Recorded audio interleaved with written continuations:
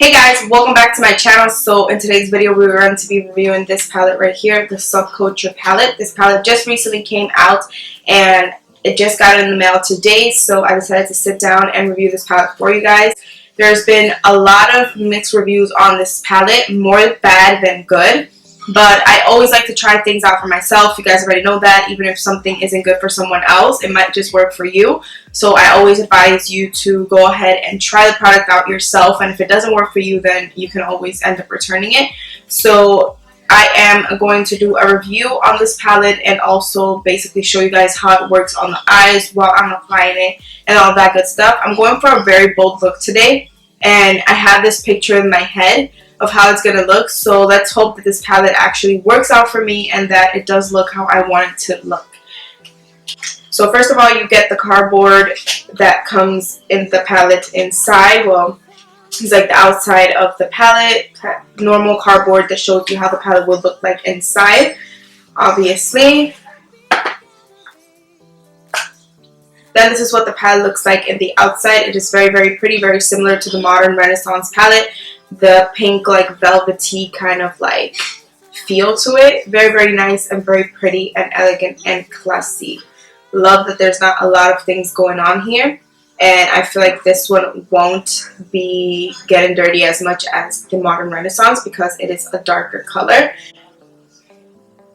So when you open up the palette, these are the shades that you get. It obviously has like the little standard plastic to protect the shadows, and then it has the mirror right here. So the palette comes with 14 shadows, and it is, I believe it is about $42. But if you do look at it at a price point standard when it comes to like the Jaclyn Hill palette, for example, this palette is more on the pricier side just because of the fact that it brings less shadows. You know what I mean? Like you get 35 shadows for the Jaclyn Hill palette for like $44, and that's with shipping included.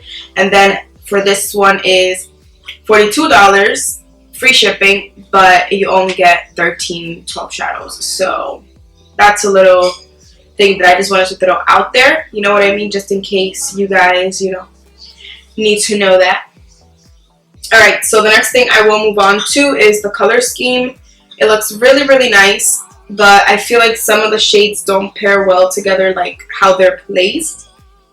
That's one of my first thoughts. I don't know, I'm very like OCD when it comes to color coordination, and I just feel like some of these colors are not like, I don't know, like these two right here look good, and then like, I don't know, I just feel like this one should have been there. And that's just me. That's just my personal preference. Nothing to do with the palette. I've already primed my lids, and I've used my normal thing, which is concealer. I use my Kevyn Aucoin Skin Enhancer. This is actually a foundation. Oh shoot. This is actually a foundation, but I use it as a concealer to basically cover my brows and prime my eyelids. I feel like it looks really, really nice, and it sets very nicely, and it doesn't give you like wrinkles in your eyes or anything like that. So yeah, so that's that. So the first thing I noticed is that this shadow right here is like fallen out of the palette, and I just dipped my brush in there, and you can totally see that there is like a lot of fallout just like right there. But the shadows are looking good. They're not looking crazy or anything like that. So let's continue and let's see how this turns out. So I took the shade Dawn, and I'm just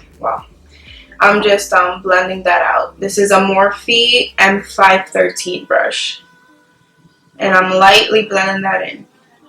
I saw a Insta story where they said that you have to like blend it out very softly in order for it to work, not like super harsh and hold your brush all the way out, which honestly, in my opinion, you should be able to blend your eyeshadow however you want. And however you know how to blend your eyeshadow. There shouldn't be always a technique when it comes to an eyeshadow palette. It should just work, you know? But that's my opinion. I'm just saying. So yeah, so I'm taking the shade Dawn, and I'm just basically using this as a transition shade.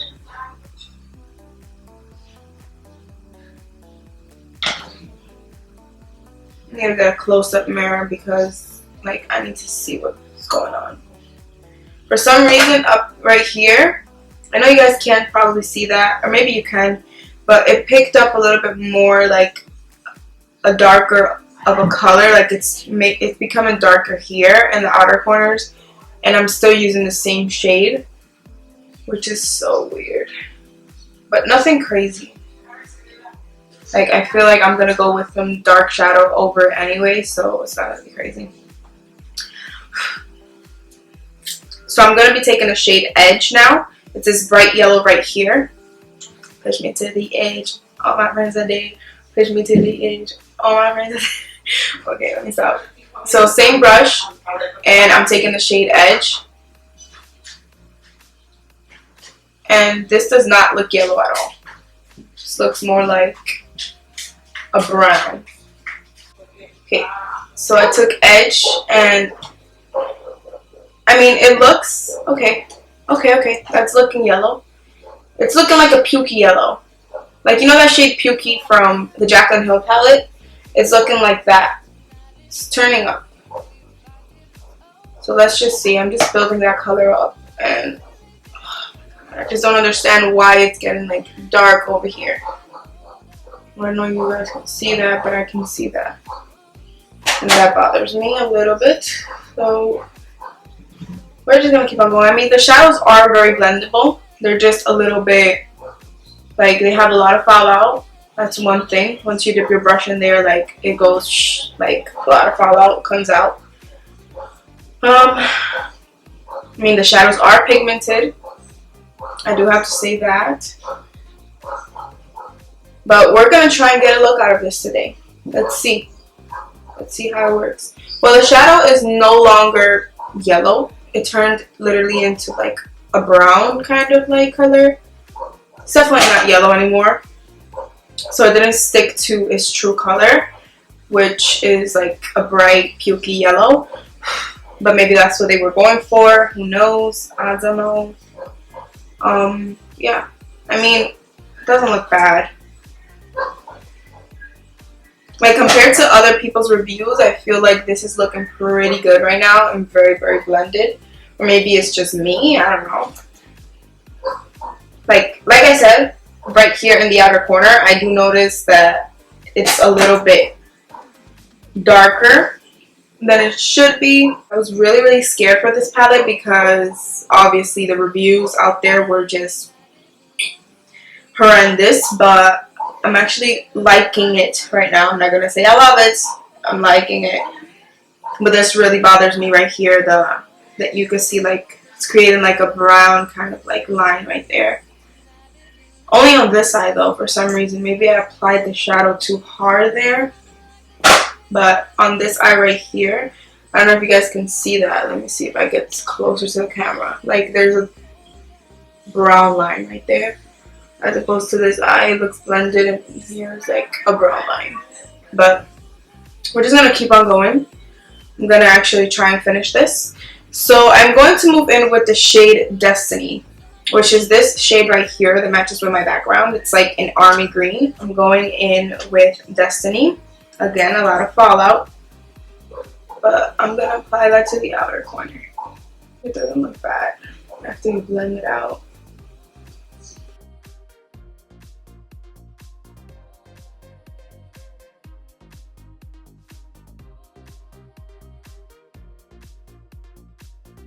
Like, I don't know if you guys can tell, but it's looking a little gray.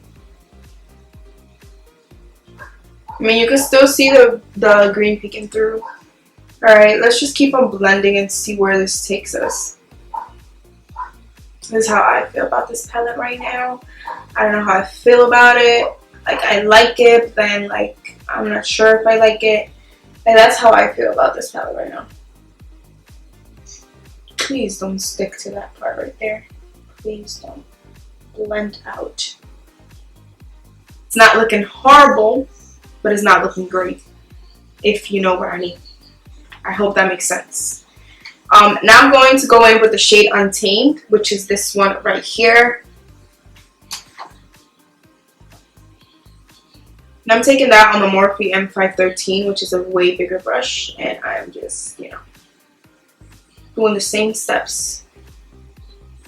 So now I'm going to move on to the shade Aces, I believe that's what it's called. This like kind of blue, kind of like the same blue that's here, but like with a little hint of green on it.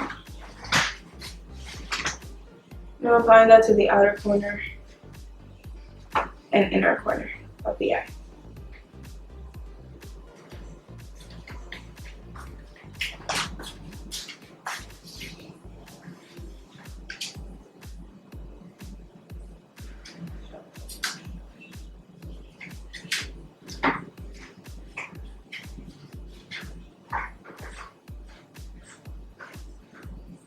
Okay, that doesn't look bad. And that one doesn't have as much fallout as the other ones. This look is definitely very bold, but I mean, that color is bomb. That color in the palette is bomb. Doesn't have that. It doesn't have like fallout at all, like compared to the other ones. Doesn't have fallout, and it blends really nicely. So now I'm moving on to carving out my crease, and I am taking the Tarte Shape Tape in Light. Then I'm taking my small brush and taking a little brush like this one. As you guys can see, it's very small and dense. And I'm just dipping that in there, and we're cutting the crease. Let me get closer.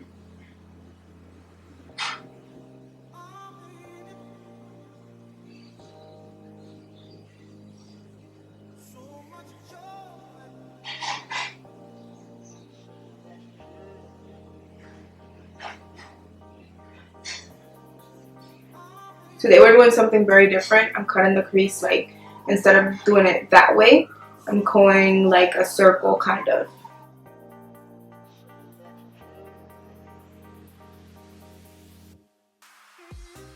So now that I've done that, I'm just going to take the M514, since it's a very small brush, and I'm dipping it into 8 axis, whatever that's called.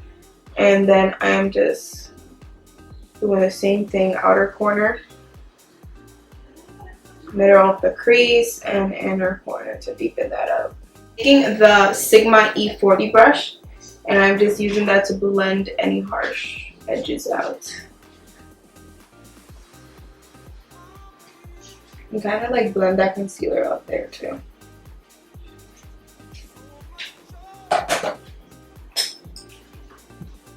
Alright, so that looks about right. In the center, I'm not sure what I want to do. I kind of want to do electric, and then I kind of wanted to do this one right here, but it doesn't look like that once you apply it. So I'm going to spray my brush and go into electric. When I was swatching the shadow, it was not as pigmented as I thought it would be. So let's see how it works now.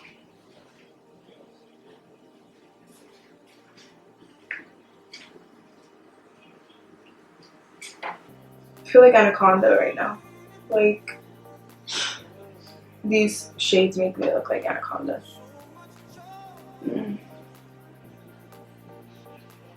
I don't know, for some reason I thought this was going to be a little bit more vibrant, but it is not.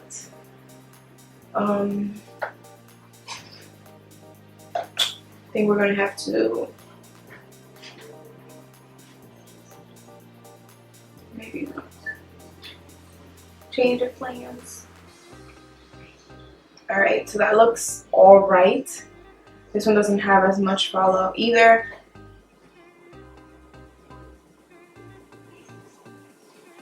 And the more that I dip in there, the more pigmented it becomes.